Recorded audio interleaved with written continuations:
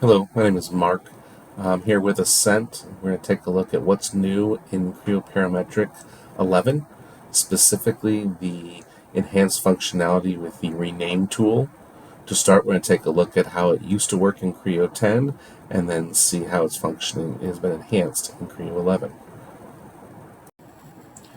In Creo 10 and prior versions of Creo, if you created multiple features, in this case holes, in a part, then it will automatically sequentially name those similar features. It doesn't matter if it's extrusions, holes, rounds, whatever. If you create multiple of them, it'll sequentially name them. If you want to rename them, you can either double click on the features or you can select on them and go to rename. When you choose rename and start to type in a name, it decides whether it's an acceptable name or not. Now, if we try to use the same name as something that already exists, it will fail and tell you that it's not a valid name. Hole 1 already existed and it isn't allowing us to do that. In fact, it's not liking the space that I'm putting into this name. So when I said hole 3, it failed and says it's not a valid name either.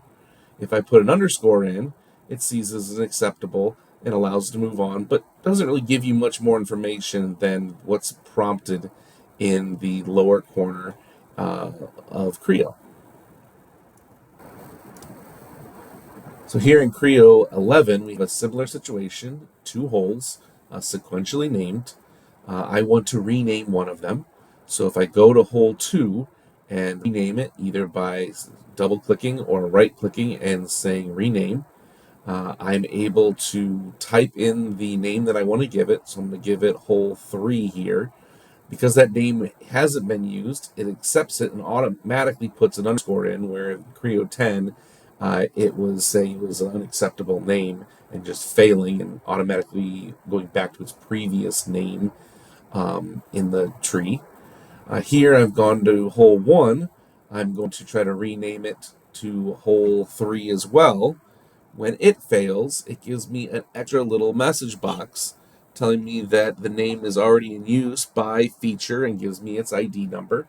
We can go into our settings of the tree and turn on those ID numbers if we had and I didn't know where that specific one was. So this one is already in use, but it leaves the text there so that I can quickly make a change instead of having to start over from scratch. And I can change it to 31 and it accepts my change. There I double clicked to be able to change it back to hole 1. And if I go to hole 3, again, just to show, if I change this one to hole 1, again, the error message pops up telling me it's already in use, but hole 2 is not. And that is the enhanced rename function within Creo 11.